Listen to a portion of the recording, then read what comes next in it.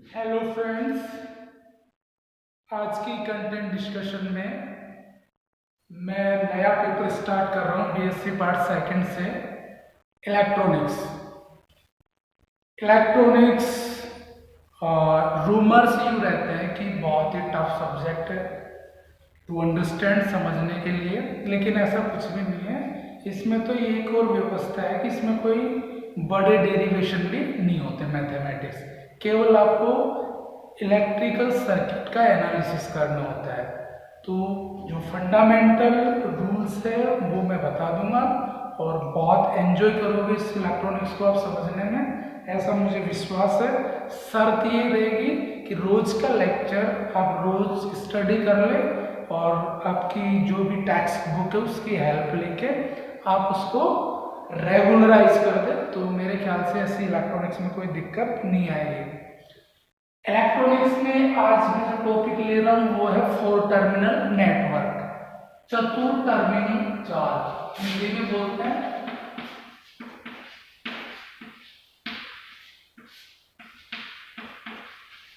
चतुर टर्मिनल जाल नाम से स्पष्ट है कि चार टर्मिनल होंगे। कितने टर्मिनल्स?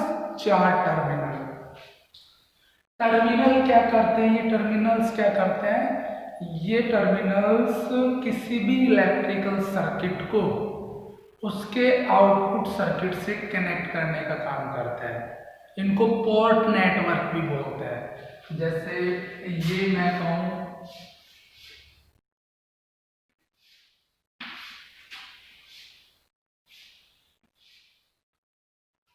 ये हमारा पोर्ट नेटवर्क है, मान लीजिए पोर्ट नेटवर्क। तो इस पोर्ट नेटवर्क के दो टर्मिनल्स तो ये होते हैं और दो टर्मिनल्स ये होते हैं। पोर्ट नेटवर्क, नेटवर्क मीन्स जाल। जैसे 1 1 2, कितने टर्मिनल हो गए? दो तो ये और दो ये, चार टर्मिनल, टोटल चार टर्मिनल होते हैं। इन दोनों टर्मिनल्स को इनपुट टर्मिनल्स भी बोलते हैं, इनपुट टर्मिनल्स। और इन दो टर्मिनल्स को बोलते हैं हम आउटपुट टर्मिनल्स। आउटपुट टर्मिनल्स, इनके बीच में जो वोल्टेज नापेंगे हम उसको इनपुट वोल्टेज मानेंगे और इसमें जो करंट फ्लो होगी वो लेट I1। और आउटपुट टर्मिनल्स के बीच में मान लीजिए वोल्टेज डिफरेंस या जो वोल्टेज है वो V2 है और कोरस्पॉन्डिंग फ्लोइंग करंट कितनी है? I2। तो कितने वेरिएबल हो गए यहाँ पे? दो तो इनपुट के वेरिएबल्स, वेरिएबल मीन्स जो चीजें बदलती है, तो दो इनपुट वेरिएबल्स और दो आउटपुट वेरिएबल्स। हमको कुछ टर्मिनल, कुछ पोर्ट नेटवर्क टू टर्मिनल्स भी होते हैं, जैसे रेजिस्टेंस है। हाँ, एक बात बताऊं मैं, जो भी पोर्ट नेटवर्क में जो पोर्ट टर्मिनल्स हैं उनमें खास बात यह है कि इस एक टर्मिनल से जितनी करंट फ्लो होगी ना उतनी दूसरे टर्मिनल से हो जाएगी। तो इसका मतलब है पोर्ट टर्मिनल्स है, पोर्ट टर्मिनल्स। ऐसे यहाँ है I2 इसमें जा रही है तो I2 इससे आपकी एग्जिट भी हो रही है। अच्छा, एक बात, जैसे मैं बात करूँ बहुत सारे टू टर्मिनल्स नेटवर्क का जैसे उदाहरण बताओ। एग्जाम में पूछ ले रहे हैं कि टू टर्मिनल्स नेटवर्क का उदाहरण क्या है, तो सिंपल सी बात है कि एक रेजिस्टेंस है तो इसमें से I करंट जा रही है और I आएगी, तो ये जो है वो टू टर्मिनल नेटवर्क है, रेजिस्टेंस। कैपेसिटेंस भी हमारे इसी तरह का है, कैपेसिटेंस भी, इसमें से भी आई करंट, जितनी करंट जाए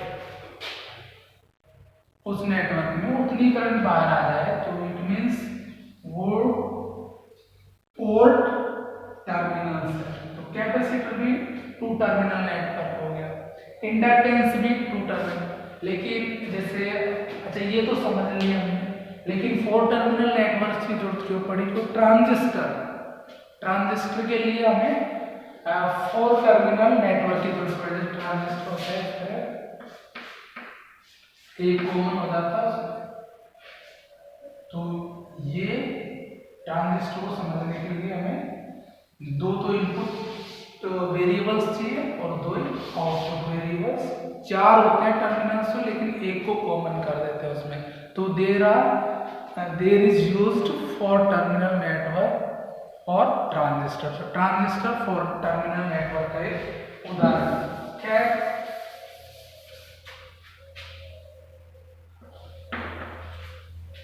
तो 4 टर्मिनल नेटवर्क समझ में आ गया होगा। अब ये 4 वेरिएबल है, 2 इनपुट के 2 आउटपुट के। इन वेरिएबल्स, जहां पे भी वेरिएबल्स पता हो। अच्छा एक बात है कि दुनिया में जितनी भी वस्तुएं, जितना भी सिस्टम है, उनके पीछे कोई ना कोई मैथमेटिक्स होती है, उनकी मैथमेटिकल इक्वेशंस होती है। तो ये भी एक सर्किट है ना, ये सर्किट है, इसको हमको कौन डिफाइन कर देगा? एक इक्वेशन, अलजेब्रिक इक्वेशन, उसको लिखना है। तो हम 4 there are 4 variable v1 i1 v2 i2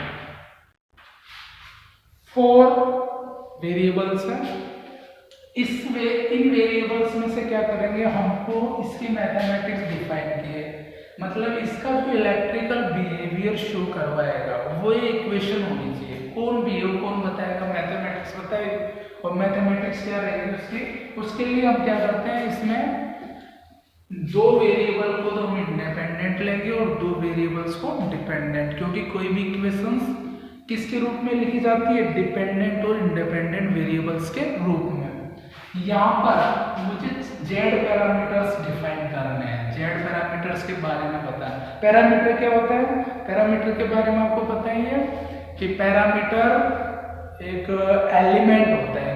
कोई भी फैमिली है, कोई भी सिस्टम है, उसका एक एलिमेंट होता है, और अगर उसको पैरामीटर को बदलते जाए तो वो पूरे सिस्टम को डिफाइन करने में योगदान देता है। तो पूरे क्लासिफिकेशन या डिस्क्रिप्शन ऑफ एनी सिस्टम जिस टर्म्स के रूप में होता है उसको हम पैरामीटर बोलते हैं। तो वहाँ पे भी अब जो ये इक्वेशन लिखेंगे वो केवल वेरिएबल्स तो होते नहीं, इक्वेशंस में पैरामीटर्स भी होते हैं। वो पैरामीटर्स क्या करेगा? एक क्लास बता देगा उस सिस्टम की। फिर अगर आप पैरामीटर बदल देंगे तो उस सिस्टम की दूसरी क्लास बता देगा। जैसे y बराबर mx प्लस c है, राइट? तो m और c यहाँ वेरिएबल नहीं है, वेरिएबल तो x और y है। मतलब x अगर मैं ये डिपेंडेंट वेरिएबल है और ये इंडिपेंडेंट वेरिएबल है। m और c है यहाँ पर पैरामीटर्स। m और c का मान अगर मैं फिक्स करूँ तो एक स्ट्रेट लाइन है, दूसरा फिक्स कर दूँ दूसरी स्ट्रेट लाइन है, तीसरी है। तो सारे स्ट्रेट लाइंस का क्या होगा? सारे स्ट्रेट लाइंस का एक कलेक्शन हो गया ना। तो पैरामीटर क्या बताता है? पूरा कलेक्शन बताता है। एक पैरामीटर की कोई स्पेसिफिक वैल्यू, मतलब उसकी एक क्लास को, सिस्टम के एक क्लास को डिफाइन कर देता है। जैसे पैरामीटर है गरीबी मान लीजिए, और मैं एक परिवार की बात करूँ और गरीबी को पैरामीटर ले लिया, तो गरीबी में भी क्या आप पैरामीटर बदल दो कि 5000 वाले गरीब कितने हैं, तो उसमें से कोई ना कोई फैमिली मेंबर तो आएगा। 10,000 जो महीने के कमाता है वो कौन है? तो वो एक अलग मेंबर आ जाएगा, उसकी गरीबी अलग तरह की हो जाएगी। तो गरीबी को पैरामीटर मानते हुए आप एक ही फैमिली को अलग अलग मेंबर में आ जाएंगे वो, और हर एक पैरामीटर पे, गरीबी के हर एक पैरामीटर पे एक मेंबर क्रिएट हो जाएगा। तो मतलब आप पैरामीट्रिक रूप में कैसे इक्वेशन लिखेंगे उसके? भाई ये पैरामीटर्स यहाँ से यहाँ तक वेरी करते हैं, वो इस फैमिली को डिनोट कर। जैसे 2000 से 10,000 के बीच में जो कमाते हैं पैरामीटर, तो एक पैरामीटर के रूप में लिख देंगे तो वो पूरी फैमिली को डिफाइन करते हैं। ठीक है, तो अब हम क्या करेंगे? 2 तो वेरिएबल डिपेंडेंट लेंगे, 2 इंडिपेंडेंट लेंगे। तो यहाँ मैं I1 और I2 ये तो मैं लूंगा यहाँ पे इंडिपेंडेंट वेरिएबल,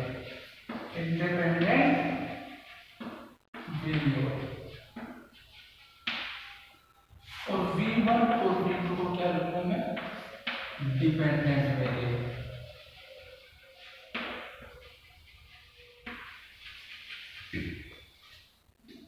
क्योंकि मुझे जेड पैरामीटर को डिफाइन करवाना है, इसलिए मैंने ऐसा लिखा है। तो जेड पैरामीटर की कंडीशंस है ये, काफी लिखो। तो आपको पता है जितने भी डिपेंडेंट वेरिएबल्स है वो इंडिपेंडेंट वेरिएबल्स के रूप में लिखे जा सकते हैं। मतलब v1 is function of i1, small letter में लिख लेते हैं। v2 is also function of i1 and i2, लिख दिया। तो अगर मैं इसके प्लस लूँ तो dv1 क्या हो जाएगा, del v1 upon del i1 di1 plus del v1 upon del i2 di1। ऐसे लिख सकते हैं इसको, से इक्वेशन 1, से इक्वेशन 2 और से इक्वेशन 3 लिख सकते हैं ऐसा। दूसरी इक्वेशंस को कैसे लिख सकते हैं, ये मैथमेटिक्स का रूल है कि एक को कांस्टेंट कर दो, दूसरे को लिख सकते हैं। तो अब प्लस 0 हो जाएगा कांस्टेंट का, तो dv2 is equal to del v2 over del i1 di1 plus del v2 over del i2 और di।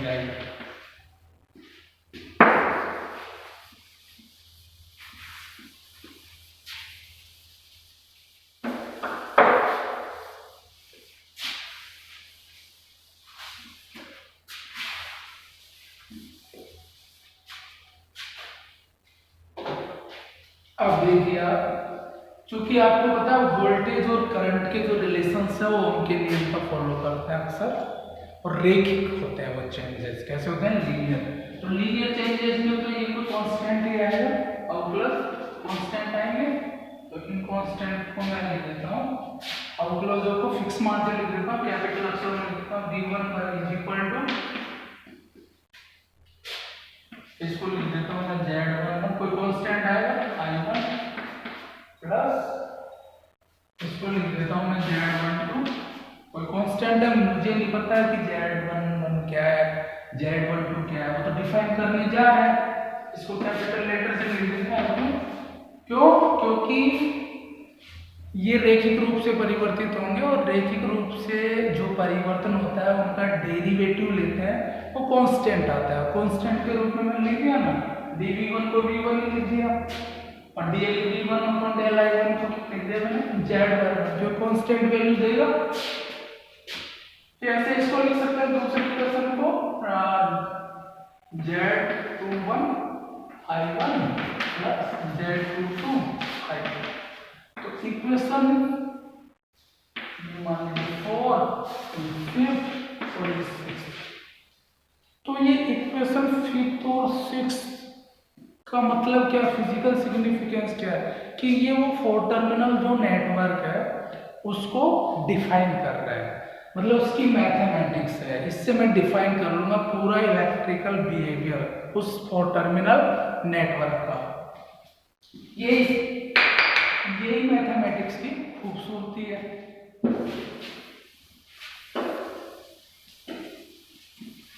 मैथमेटिक्स की खूबसूरती क्या है कि ये सब कुछ डिफाइन करवा लेता है सिस्टम के बारे में।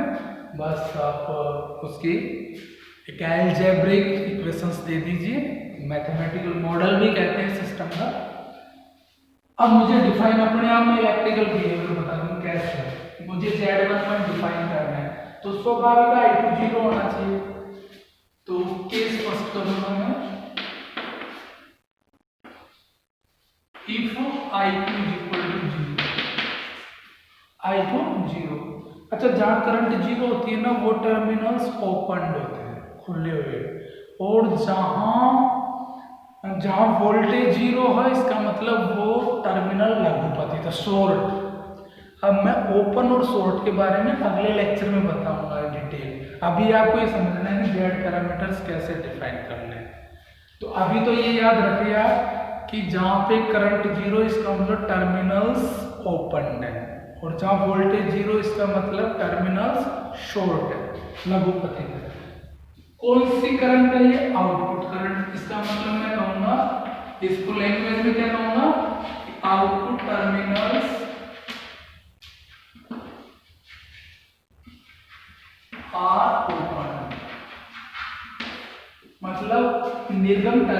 खुले हुए हैं, तो खुले हुए हैं तो क्या क्या डिफरेंशिएशन मिलेगी? एक तो मुझे मिल जाएगा यहाँ से V1 बराबर Z11 I1, एक क्या मिल जाएगा I2 0, तो ये भी मिलेगा, V2 इक्वल टू मिल जाएगा Z21 I2। तो Z11 तो क्या हो जाएगा इस इक्वेशन से? Z11 तो मेरा हो जाएगा V1 अपॉन I1, और Z21 क्या हो जाएगा इस इक्वेशन से? वो हो जाएगा V2 अपॉन I1। तो Z1 ये इनपुट वोल्टेज है और input current, voltage upon current प्रतिरोध या प्रतिबाधा होती है, तो इसका मतलब क्या हुआ? ये इनपुट वाले तो ये इनपुट इंपीडेंस हो गई, तो क्या हो गई? ये Z11 एक इनपुट इंपीडेंस निवेशी प्रतिबाधा डिफाइन हो गया अपना कि Z11 पैरामीटर क्या है कि वो उस 4 टर्मिनल नेटवर्क की निवेशी प्रतिबाधा को मेजर करेगा, मापन है। Z21 क्या है? आउटपुट का तो वोल्टेज और इनपुट की करंट। तो जब आउटपुट का अंश में हो तो एक शब्द आता है अग्र या फॉरवर्ड, और इसमें ट्रांसफर हो रहा है। ट्रांसफर क्यों? क्योंकि इनपुट और आउटपुट दोनों का है, तो फॉरवर्ड ट्रांसफर, और वोल्टेज अपॉन करंट है मींस प्रतिबाधा ही है, तो इसको कहेंगे हम, क्या कहेंगे इसको? फॉरवर्ड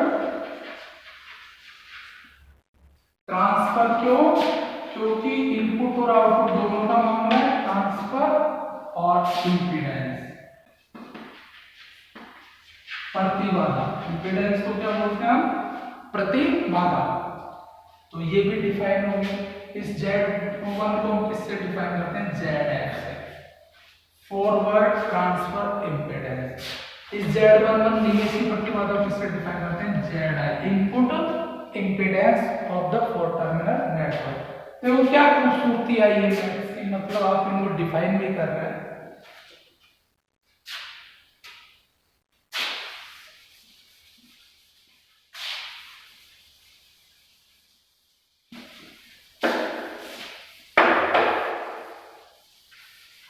लेकिन कब है ये इनपुट इंपीडेंस और फॉरवर्ड ट्रांसफर इंपीडेंस?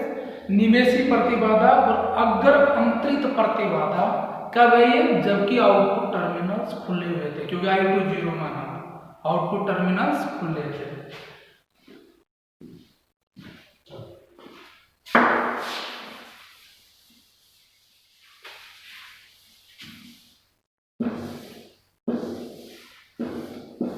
अब मुझे डिफाइन करना है कौन कौन सी Z12 और Z22। ये निकालना स्वाभाविक है, ये पर 0 होना चाहिए, तो I1 0 कर दूंगा। तो case second, if I1 is equal to 0 means निवेशी धारा 0 है, तो इसका मतलब निवेशी टर्मिनल खुले हुए हैं, मतलब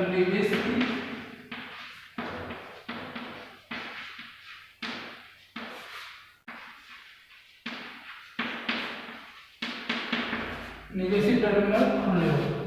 तो देखो स्वाभाविक है ये दोनों 0 हो जाएंगे, तो V1 बराबर क्या हो जाएगा? 1 मिल जाएगा Z12 I2,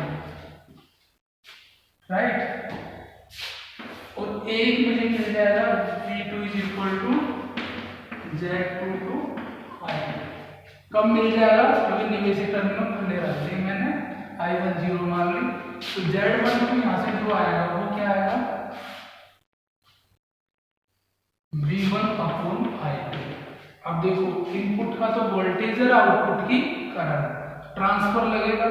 लेकिन अगर अंश में आउटपुट का आता है, आउटपुट का कोई वेरिएबल है, तब तो फॉरवर्ड लगता है। अगर इनपुट का वेरिएबल आ जाता है तो रिवर्स लगता है। तो क्या कहेंगे इसको? Reverse transfer impedance. इंपीडेंस क्यों? इंपीडेंस इसलिए हुई क्योंकि वोल्टेज अपन करंट ही है, प्रतिबाधा ही है, तो इसको रिप्रेजेंट करते हैं ZR से। तो Z12 क्या था? रिवर्स ट्रांसफर इंपीडेंस है। कब? While input terminals are open of the 4 terminal network. 4 terminal network के निवेशी टर्मिनल खुले हुए होने पर ZR उसकी क्या है, रिवर्स ट्रांसफर इम्पीडेंस। यहाँ से Z2 क्या हो जाएगा, V2/I2। अब इसमें तो दोनों आउटपुट क्या है, तो आउटपुट के इसका मतलब क्या हो गया, आउटपुट इम्पीडेंस।